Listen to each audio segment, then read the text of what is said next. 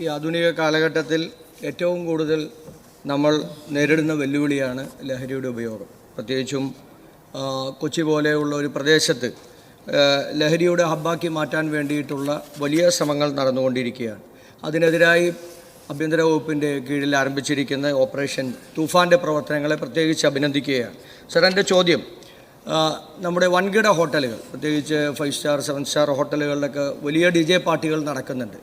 ആ പാർട്ടികളിലും അതുപോലെ തന്നെ ചില യുവ സിനിമ പ്രവർത്തകർ അവരുടെ നേതൃത്വത്തിൽ നടക്കുന്ന സിനിമാ സെറ്റുകളിലുമൊക്കെ ഈ ലഹരിയുടെ വ്യാപനം ഉണ്ട് എന്നുള്ള വാർത്തകളെല്ലാം വരുന്നുണ്ട്. അപ്പോൾ അവിടെയെല്ലാം ഈ പരാതികൾ പരിശോധിച്ച് നടപടി സ്വീകരിക്കാൻ തയ്യാറാകുമോ എന്നുള്ള ചോദ്യമാണ്.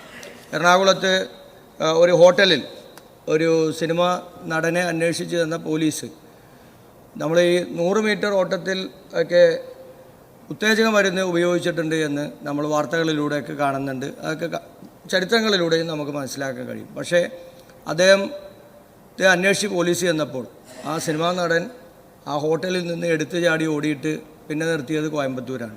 അപ്പോൾ അത്രയധികം ഉത്തേജനം ലഭിക്കുന്ന മരുന്ന് നമ്മുടെ നാട്ടിലുണ്ട്. ഇത്തരത്തിലുള്ള സംഭവങ്ങൾ ഇങ്ങനെ നിരന്തരമായി വന്നുകൊണ്ടിരിക്കുകയാണ്. നിയമത്തിലെ അപാകതകൾ കൂടി ഇതിനകത്തുണ്ട് എന്നുള്ളതാണ് ആഭ്യന്തര വകുപ്പ് മന്ത്രിയുടെ മുമ്പത്തെ മറുപടിയിൽ നമുക്ക് കേൾക്കാൻ കഴിഞ്ഞത്. അപ്പോൾ അതുകൊണ്ട് കുറ്റവാളികളെ കർശനമായ ശിക്ഷ കൊടുക്കാൻ വേണ്ടിയിട്ടുള്ള നിയമപരമായിട്ടുള്ള നടപടികൾ അതുകൂടി അടിയന്തരമായി ഉണ്ടാകുമോ എന്നുള്ളതാണ് ചോദ്യം. നമ്മൾ ഈ പദ്ധതി ആരംഭിക്കുന്നതിന് മുമ്പ് തന്നെ ഒരു വാണിംഗ് എല്ലാവർക്കും കൊടുത്തിരുന്നു.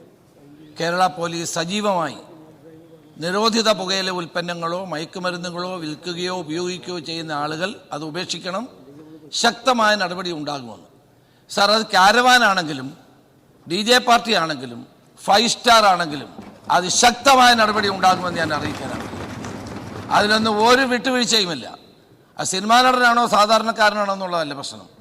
നിയമം ലംഘിക്കുന്ന ആരാണെങ്കിലും അവർക്ക് എല്ലാവർക്കും ഒരുപോലെയുള്ള പരിഗണന മാത്രമേ ഉണ്ടാവുകയുള്ളൂ.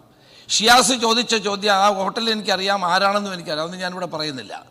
അപ്പം നമുക്ക് സമൂഹത്തിലെ എല്ലാ വിഭാഗം ജനങ്ങളെയും, സാർ, തുഫാൻ വാരിയറുടെ ആദ്യത്തെ തുഫാൻ വാരിയർ ആയത് പ്രശസ്ത സിനിമാ നടൻ ശ്രീ മോഹൻലാലാണ്. ഇപ്പം ധാരാളം പ്രമുഖരായ ആളുകൾ, എല്ലാവരുടെയും പേര് പെടാൻ സമയമില്ലാത്തതുകൊണ്ട് ഞാൻ മുന്നോട്ട് വരുന്നുണ്ട്. അപ്പം നമ്മളെല്ലാ മേഖലയിലുള്ള നമ്മളെല്ലാവരും, പ്രതിപക്ഷവും ഭരണകക്ഷി എല്ലാവരും ഒരുമിച്ച് ചേർന്ന് മുന്നോട്ട് പോയാൽ മാത്രമേ ഭാവി തലമുറയെ രക്ഷിക്കാൻ നമുക്ക് കഴിയൂ എന്നുള്ള ഒരു ചിന്തയോടെ നമുക്ക് പ്രവർത്തിക്കണം എന്നാണ് എൻ്റെ അഭിപ്രായം.